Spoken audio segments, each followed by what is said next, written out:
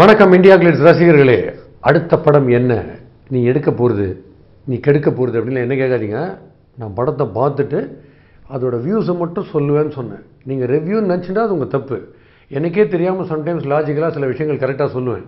அது அப்படி பார்த்து என்னை மன்னிச்சிருங்க தயவுசெய்து, இவன் கரெக்டாக பேசிட்டான்னு சொல்லிட்டு. ஸோ இந்த படம், அடுத்த படம் பனித்துளி.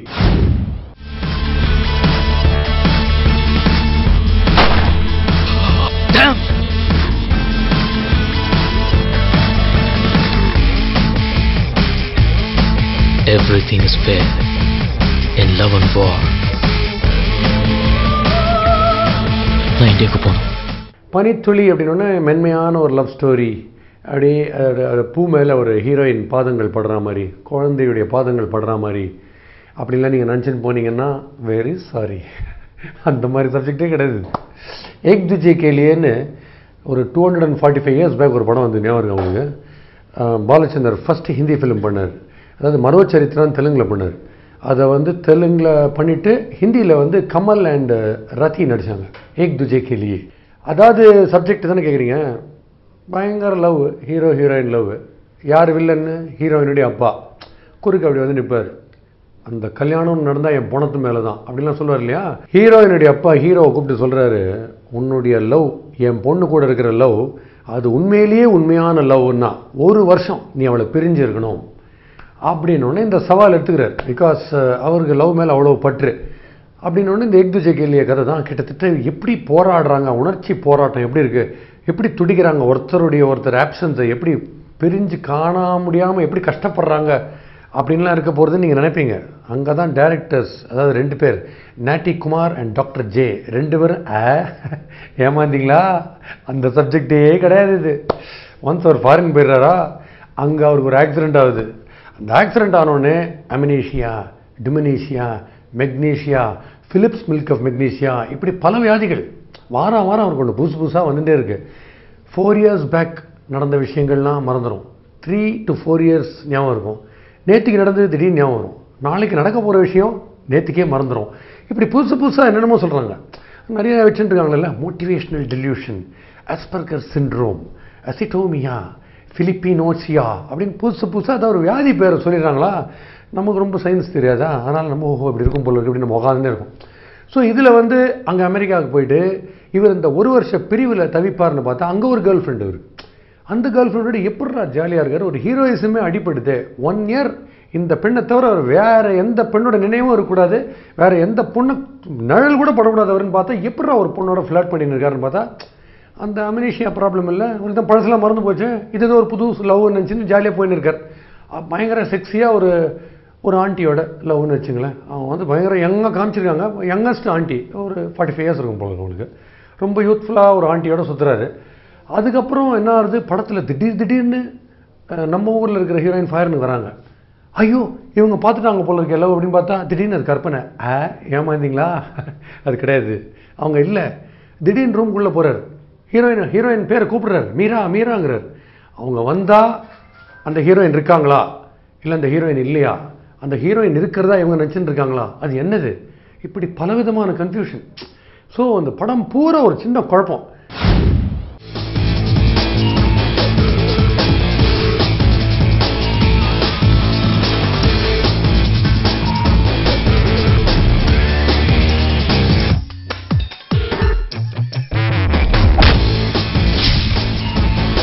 யாரு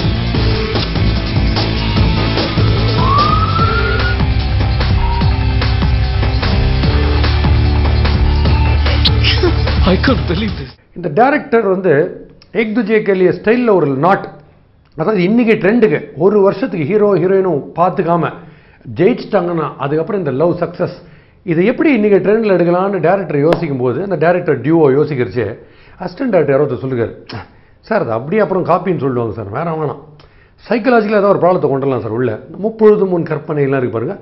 அதாவது ஹீரோ வந்து ஹீரோயினோட கட்டி பிடிப்பார், ஆனால் அங்கே ஹீரோயின் இருக்க மாட்டாங்க. அந்த ஹீரோயினை பின்னாலேயும் பார்த்துட்டு இருப்பாங்க, என்ன இவர் நம்மளை கட்டி பிடிக்கிறாரு, ஆனால் அங்கே இருக்க மாட்டாங்க.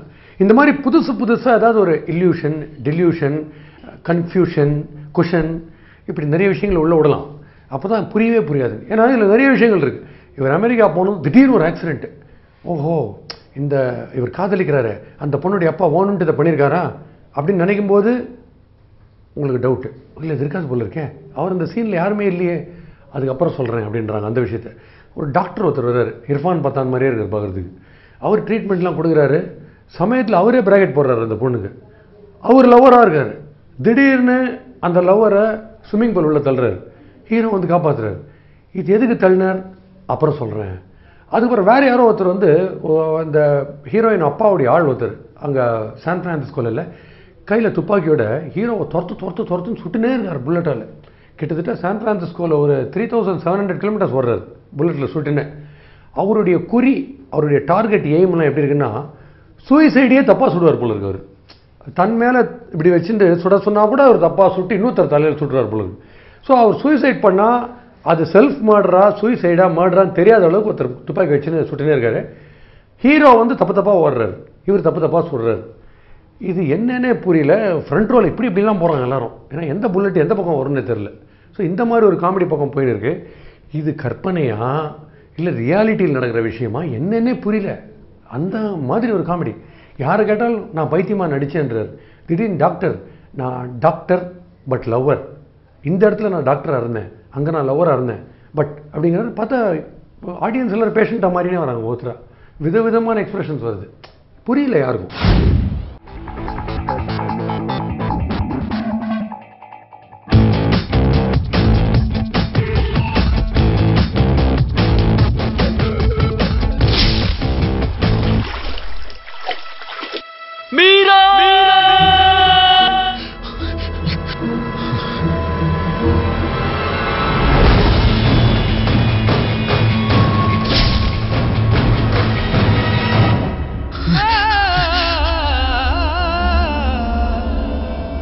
பட் நல்ல விஷயங்கள் நீங்கள் பார்க்கும்போது என்னென்னா, ஹீரோயினுடைய அப்பாவுக்கு அந்த ஹீரோவை ட்ராக் பண்ணணும் என்னென்ன பண்ணுறான்னு சொல்லிட்டு. ஸோ இன்னொரு கேர்ளோட ஃப்ளாட் பண்ணும்போது அந்த ஃபோட்டோவை எப்படியா அந்த 2 பேர் சேர்ந்துருக்கிற ஃபோட்டோவை எடு ப்ரூஃபுக்கு என் பொண்ணுக்கிட்ட காட்டணும் அப்படின்னு சொல்லும்போது ஒரு ஆள் என்கேஜ் பண்ணுறாரு.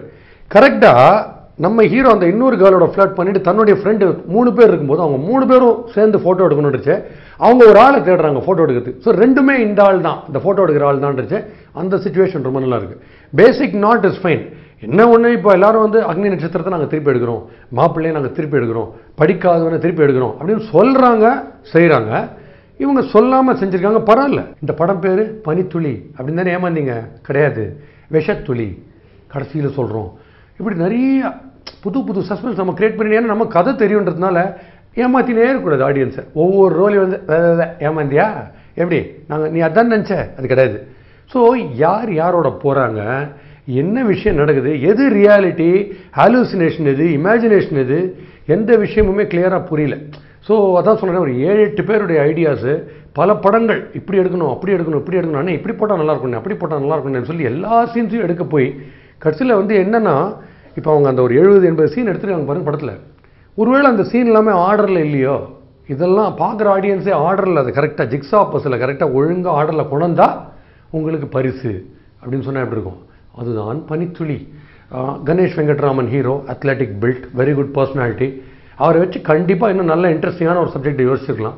ஏன்னா அவரே குழம்புறாரு. அவர் வந்து திடீர்னு ஒரு இடத்துல சிகப்பு ரோஜாக்களில் கடைசி சீன் கமல் ஆகிற மாதிரி பைத்தியமாக இருக்கார், பேன்னு இருக்கார். திடீர்னு நார்மலாக எழுந்து நான் பைத்தியமாக நடிச்சேன்றார். ஸோ நமக்கு வந்து நம்ம ஆடியன்ஸ் தானா, நம்ம தியேட்டருக்கு தான் வந்திருக்கோமா, இல்லை நம்ம மென்டல் ஹாஸ்பிட்டல் உள்ளே இருக்கோமா, நம்மளை சுற்றி டாக்டரா, பைத்தியமா, பின்னாடி இருக்கிறது ஃபிலிம் ஆப்ரேட்டரா, சர்ஜனா, நமக்கு ஃப்ரண்ட் ரோல் இருக்கிறது யார், பூதமா, மனுஷனா, தெய்வமா, இப்படி ஒரு குழப்பம். கேட்டால் பனி துளின்றாங்க. அதில் கொஞ்சம் கூட சினி துளியே இல்லையே.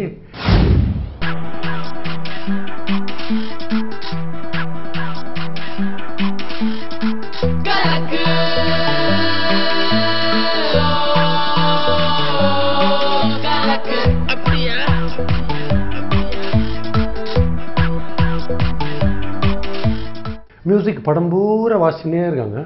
ரீ ரெக்கார்டிங் யாரும் சொல்லிட்டாங்க எல்லா சீனும் வாசிக்கணுன்ட்டு. எல்லா சீனும் மியூசிக் வந்துனே இருக்குது. அதனால் வந்து இந்த குழப்பங்களெல்லாம் தீர்க்கறதுக்கு இன்னொரு படம் எடுக்க வேண்டியிருக்கும்.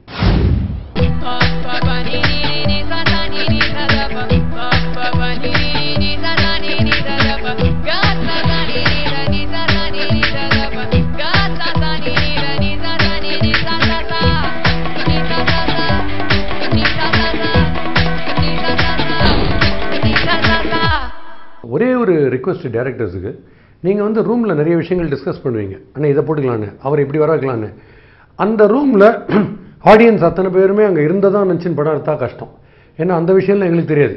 நாங்கள் 120 ரூபாய் கொடுத்துட்டு புதுசாக உள்ளே வந்து ஒரு சப்ஜெக்டை பார்க்கணுன்னு பார்க்குறோம். ஸோ அங்கே வந்து ரொம்ப குழப்பமாக இருக்குது. இந்த குழப்பத்துலேருந்து மீளணும்னா ஸ்க்ரீன் பிளேயில் ஒரு கிளாரிட்டி.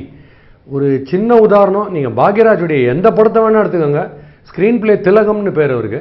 ஏன்னா இந்த சீனில் உங்களுக்கு ஒரு சின்ன டவுட் வந்து இவன் எப்படிப்பா அந்த டைலாக் அவன் பேசுவான் அப்படின்னீங்கன்னா அடுத்த சீனில் அந்த டவுட்டு கிளாரிஃபை ஆகும்.